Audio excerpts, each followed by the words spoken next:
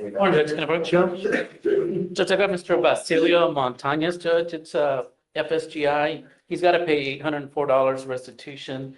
He said he can get that in 3 weeks. So we're just asking for a 3 weeks extension to pay that restitution. Okay, if it's not done in 3 weeks, I'm rolling day for day, let them know. Yes, sir. 184 now. Right, sir.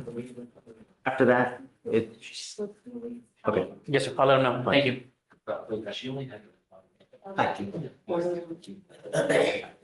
Great to see you, Sonia. It's been a while. How are you?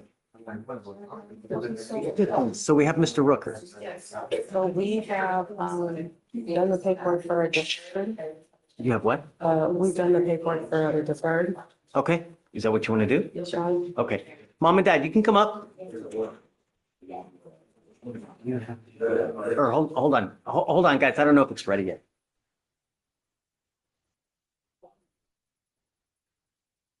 Okay, It's for those supervisions. for what? Fernandez. He was selected professional chief and he's trying to post the one. They have it as a label if he has.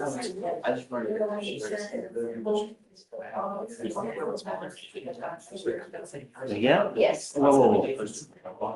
Oh, this is the one that we took in yesterday. Yes. Yeah, that's right. Yeah, that's right. Yeah. Do you have the people we're bringing on Rucker? No. All right, come on up, guys.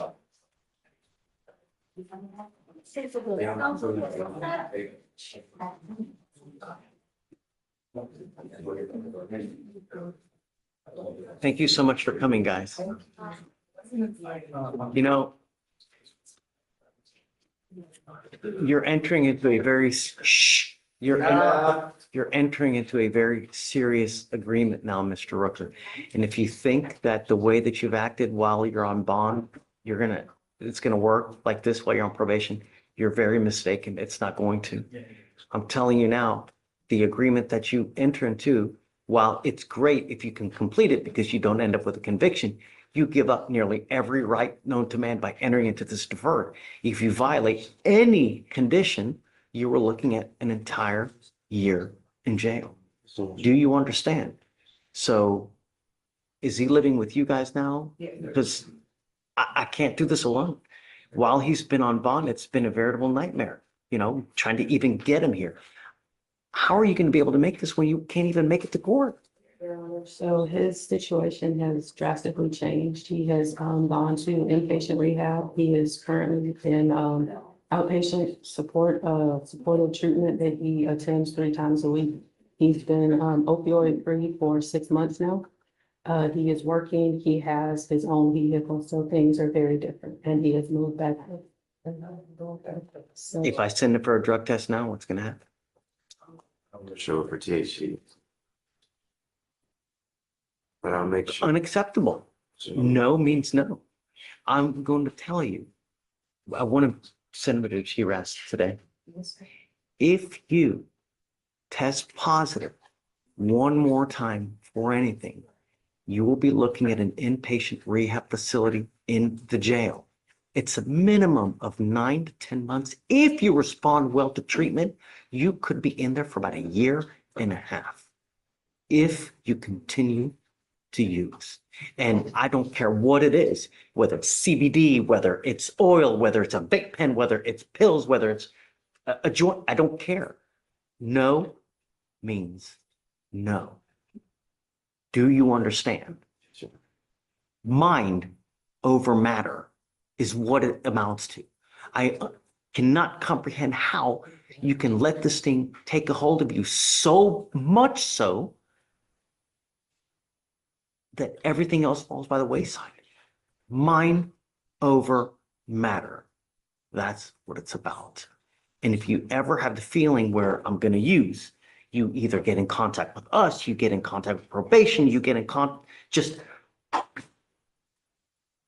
if you use, it could very well cost you about 1.5 years of your life next time. Do you understand? Yes, sir. Your Honor, he is receiving Suboxone is only something to prevent withdrawal, so you don't go through the madness of withdrawal. He's Oh. consistently on it for his outpatient. treatment because his habit was so bad. What was the drug of choice? Oxy? Percocet is fentanyl. You know that all you need is the little amount of your pinky, and it kills you. I can't tell you how many people we've had here that continue to take the pills, continue to take it because the tolerance builds up and you end up killing yourself because you put your lungs to sleep. That's what you do. Not to mention, how are you? It's expensive to even do this. How are you even getting the money to do it? Are you working? Sorry. What do you do? Reception. Did you graduate from high school? Yes, sir. He's living with you now? Yes. Okay. While he's on probation, he must stay living with you guys. Okay. And I think that it's probably a good idea to have a curfew while he's on probation so that he's not out in the middle of the night. You are not allowed to hang out with any of your old friends. You know, you hang out with the wrong crowd, you're going to end up doing the same thing. We currently have him on the curfew. Now it'll be a part of the probation though, so that he has to adhere to it. And will adhere to we can make it a condition. Anything that you want, we can put it on there as well. So no weapons. If you know of a certain person that he's not supposed to hang around with, let us know. We can make that a part so he's not hanging around with these people. Can't go out at night, no going to any parties, no going to any bars. Hanging out with people who are either convicted felons or of a bad character. So I will let you guys get with Shatoria. You let us know, and then we can make it any kind of anything. What do you think is the appropriate time he should be home? So we had him on, during the week, a 12 o'clock schedule, At midnight? yeah. Oh, well, no. That's only because. Work. He works. Get off with at a 11. girlfriend. Oh, Houston Community College doesn't stay open until 11 o'clock. But Some he has a well, little afterwards. girlfriend. But he, tell him some girlfriend. Yeah, but afterwards, like last week with the events, some days we'll stay after. Not often, but there are Not, times where they have events, but typically the building. You will have to show what the event is, the time that it ends, and then you get approval. But 10 o'clock is your curfew. I don't want you to leave at 10 o'clock. You take baby steps to earn trust. Trust isn't something that we just give to you. You have continually broken our trust. So I don't want you to do anything to drive you back into the old Mr. Rucker, because it's unacceptable. And the only thing we want is we don't want you to kill yourself. That's all we want. Everyone here, you have a lot to live for. Life is great. You know, the more money you have in life, the better life is. You get to buy nice things. You get to take nice vacations. You go on a cruise. You go, you know, wherever it may be, Hawaii, wherever it may be. But that only happens with money. And you get money with education and with knowledge, not what you've been doing. The agreement that you have worked out is a 13-month deferred. This is a type of probation that, like I said, if you complete successfully, you do not end up with a conviction on your record. But like I said, you give up the right to a trial, compel witnesses to testify on your behalf, confront, cross-examine your accusers, right to be arraigned. You give up the right to appeal. So once you enter into this agreement, you are stuck with this until you either complete it successfully or you violate. You violate this agreement, I'm going to issue a warrant.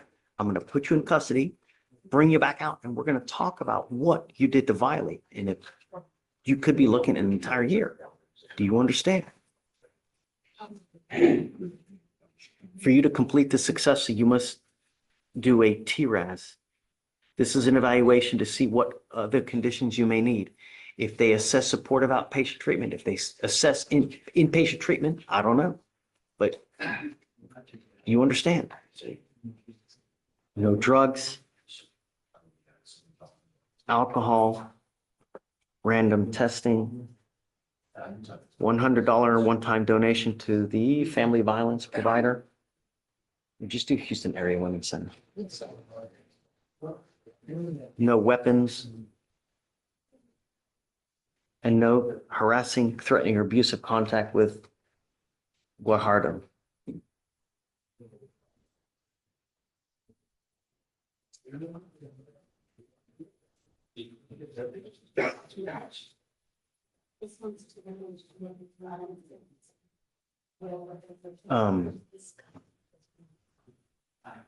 Curfew 10 p.m. to 6 a.m. You must also do what's called the Batters Intervention Prevention Program. This is an 18-week class that you must go once a week for 18 weeks. Do you understand? The worst possible thing you can do is just take off. That's an immediate warrant. We can always work through any problems. And it's never about the money. I don't care about the money. It's you doing what you're saying you're going to do, staying out of trouble, and be nice. It's not hard, especially with these probation officers. You go to a probation officer, you make your appointment at 3:30 in the afternoon, you go over there, they're already going to be stressed out because they deal with all these other people. You go in there with a bunch of issues, it's probably not going to go well. You understand? Anything else you think that we should address? I'm going to waive all the fees, so it doesn't have to pay for anything.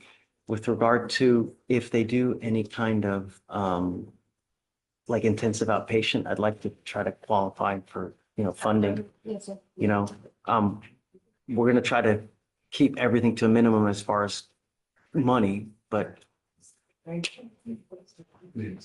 you test positive. Do you understand? I want him tested today, and then let's test again in 50 days. Okay. I'm testing you again in 50 days.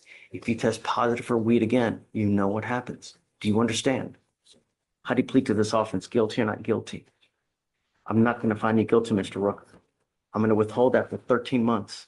As part of this agreement, the assault is going to be the assault is dismissed, right? Yes. All right, Mr. Rucker, I wish you the best of luck. Make it work. Okay? All right. Thanks, guys. Thank you. That hearing had a little bit of everything. Judge Fleischer presided over the case of Mr. Rucker, and what could have been a routine deferred agreement turned into a firm lecture on accountability, second chances, and the reality of probation began with Judge Fleischer acknowledging Rucker's entry into a 13-month deferred agreement. The judge was candid from the start. While successful completion would leave Rucker without a conviction, the deal came at a steep price. You give up nearly every right known to man for the chance at dismissal. He emphasized that a single violation could mean an entire year in jail, setting a serious tone. Rucker's parents were present, and Judge Fleischer asked directly if Rucker was living with them, noting how difficult it had been to keep him compliant on bond. Defense counsel explained that Rucker had gone through inpatient rehab, was attending outpatient treatment 3 times a week, had been opioid-free for 6 months, and was working steadily. The judge acknowledged the progress but made it clear that any further positive test, whether for THC, CBD, pills, or a vape pen, would result in a long inpatient rehab placement, potentially up to a year and a half. His message was blunt: no means no. Judge Fleischer also set strict conditions: no weapons, no contact with certain individuals, no parties, no bars, and a curfew of 10 p.m. unless specific approval was given. He directed the family to communicate with probation about anyone Rucker should be barred from associating with, and underscored the importance of building trust step by step. On top of that, he ordered an evaluation to determine whether further treatment was necessary, a $100 donation to a family violence provider, and completion of an 18-week batterers intervention program. Fees were waived to minimize financial barriers, but Judge Fleischer stressed that money wasn't the point. Accountability was. Throughout, his tone mixed firmness with a kind of plain-spoken encouragement. He reminded Rucker that life could be better with education, work, and stability, painting a picture of vacations, cruises, and opportunities, but only if he stayed clean and law-abiding. The underlying message was clear. The court wanted him to succeed, but excuses and half measures wouldn't cut it. The atmosphere was serious but constructive.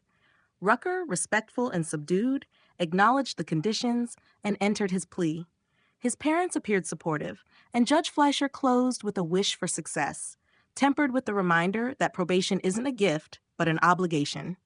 It was a snapshot of courtroom reality, tough rules, strict warnings, but a door still open for someone willing to do the hard work.